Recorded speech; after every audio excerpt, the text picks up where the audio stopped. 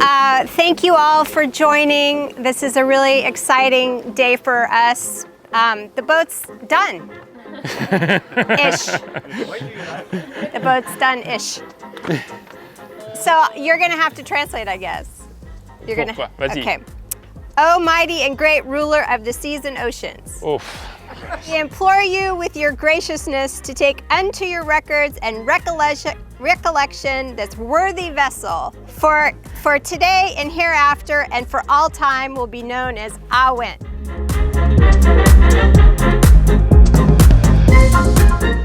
Getting our boat ready is one thing. Getting mentally prepared is another.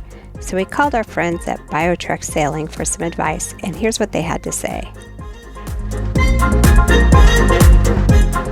How are you? Hi. Hello. And, you know, what advice would you give yourself if you could go way back to the beginning that maybe would be different than you thought when you first were, you know, getting ready to do your maiden voyage? Okay, so, you know, the whole goal is to enjoy what you're doing and have fun, right? Yes. And so people always ask us, what's your favorite place? And when I think back, my favorite places were actually the places where we spent the longest and where we got to know people. The challenging thing is to find your own pace. And different people have different paces. And I think you need to be aware of that. And if someone had said, find your own pace, I think it would have maybe helped us, because we keep looking at each other and saying, are we cruisers now? Because I still have, a semi-active biotech company. I still do a bit of work. And I guess other advice is if people who think they're going to go around the world sailing and work full time, that's not going to happen. It's very challenging. Just even keeping now with Starlink, keeping up with emails, but you don't really want to do it when you're in rough seas. And so a little bit is good, but too much would not be good. And a lot of people will tell you, "Oh, you're crazy to go to the Philippines. It's full of pirates there," and stuff like this. I think you have to be reasonable, and you have to take some precautions, but they're beautiful cruising areas that are off the beaten path. Since you guys are just about to move now, I would suggest to put that experience a little bit in your back pocket with the goal of trying to learn the boat as quickly as you can, because obviously you're going to learn the boat, in the next year, the learning curve is going to go straight up. And but every boat is a little bit different. The way down, Pierre explained that you can definitely learn and optimize the boat performance on your own, but doing it that way just takes a long time and can be stressful. He explained that even with all his sailing and racing experience, they hired a skipper, which massively accelerated their learning curve, which really helped their project get off to a good start. Now hold that thought for later. Like this, and it's worth gold. And it's not because I needed it. I think you and I have very similar experience. I was on the Olympic team. I raced all over the world from J24s all the way up to Maxis. So I'm pretty happy on the boat. But the point was that you have to take your knowledge base and everything else and put it in the back pocket and say, okay, now, yes, I can sail. Now let's get somebody like Jean-Pierre on board, and I'm going to be sucking as much information from this guy as I can in the next week or something while we go. It makes the whole thing so much easier. Pierre and Lisa are on their second circumnavigation. You can check out their channel on YouTube. And more great advice from our friends at Cat Great Circle. Good morning, Stephane and Holly. Congratulations with your beautiful new Outremer 52. You were asking us for our main advice when going on circumnavigation like we're doing now. And what would we do different, Marijke? I don't know if we would do anything different, but I think one thing of advice is take care that you have redundancy on your boat, like for instance 2 autopilots, bring the right spare parts. For us it would have been better to bring anti-fouling, because you can't get it everywhere in the same color. But what else? Maybe bring enough sails? Yeah, bring enough sails. If we look but that's also redundancy. Yeah, if we look at the other boats, then there are a couple of boats where sails were already 4 years old, and We did sail for 25,000 miles in the meantime, the last 2 years. And we still have over 10,000 to go, I guess, or? Yeah. And furthermore, just enjoy, because it's a wonderful trip, and the backup of Outremer is amazing. So for us, without that, I don't think we wouldn't have done it. Okay, that's it for now. Bye-bye, have fun! All together. So we have two very cool announcements today: our passage plan and how we intend to take you with us. First, our passage plan. Over the next 3.5 months, we'll sail from France to Miami, covering a distance of over 6,300 miles, or 5,400 nautical miles, roughly. We will do the voyage in 3 legs, but with some very special people on board. It'd be a good time to talk about why we decided to get a skipper. So why don't But you are the skipper. Well, I mean, for our voyage, what was the reason? We have multiple reasons to hire somebody with more knowledge with these boats, more knowledge with those waters than us, because one, we want to fast forward our learning curve, and something that we might learn over 2-3 years about our boat, we want to learn in less than a year.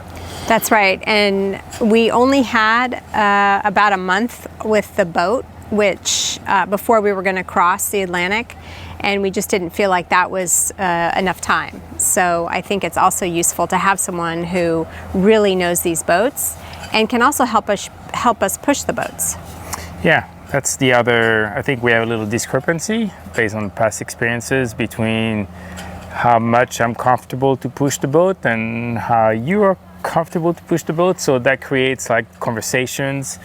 So we have a different risk tolerance is what it is. That too. Yeah. And so what's going to happen is we're going to ask the skippers that are on board to basically push the boat in what's reasonable for those boats.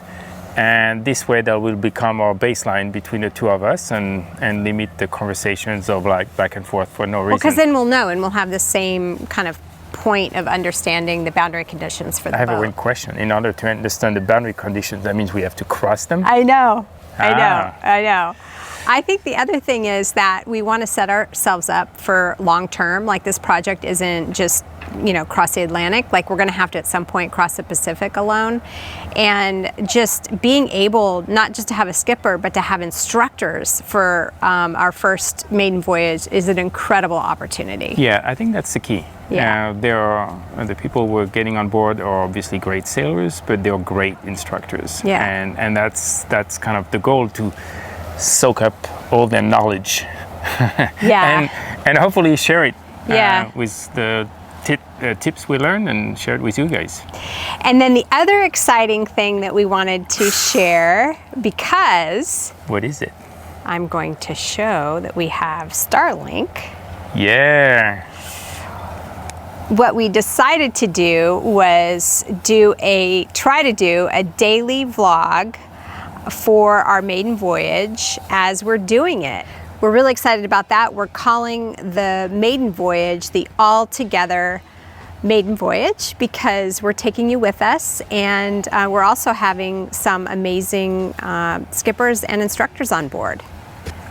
So for the first leg, we have Jean-Marc, who is salty, and he's got a lot of experience on performance catamarans. He does a lot of the single-handed delivery for the ORCs, which is crazy. And he's from Brittany. Which sort of says it all. It's got seawater in his veins. Yeah, exactly. And then there's Nikki Henderson for the Atlantic crossing, who is just legendary as an instructor, an epic voyager, has experience doing things like the Clipper race, the skippering for the Clipper race, among many, many other things. And just generally, she's a badass. And I just love her leadership style and can't wait to learn from her.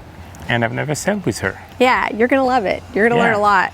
But And for that leg, Stephane will be outnumbered, because also joining us is Segalyn, Stephane's daughter. Hi, I'm Segalyn Pleo, and I'm 21, and I'm from Denver, California, and I'm most looking forward to spending lots of time with my dad and Holly on my first passage. And then for the third leg, we make our way up to Miami. So why Miami? South Beach? No, we're actually going to the Bahamas. That's our real destination. However, when we shared our plans with Outremer, they asked us, since we were passing by Miami and it's so close, if we wouldn't mind showing off AWEN at the Miami Boat Show. And we feel like they did a lot for us. Yeah. And We like those guys. we like those guys, and it's not that far, and we're like, sure, why not? Not that we need to spend a lot of time at another boat show, but it's also an opportunity to meet some of you if you want to meet us there and check out AWEN as well. That would be fun. Yeah. Yeah, that would be super fun. So, but we're excited to go to the Bahamas. We want to spend a lot of time there. We're just honestly excited for warmer weather.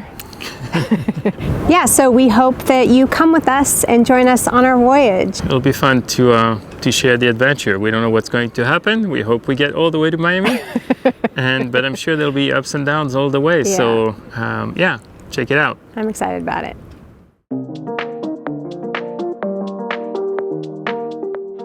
Oh, Neptune, the god of the waters, great and small, by your grace, allow these sons and daughters, all, that's you and me. Allow these sons and daughters to pass from port to port and sail safely. Oh, grand Neptune, La bière commence à faire d'effet. nous, tes enfants, fils et filles, et guide-nous à travers tout ce grand voyage exceptionnel.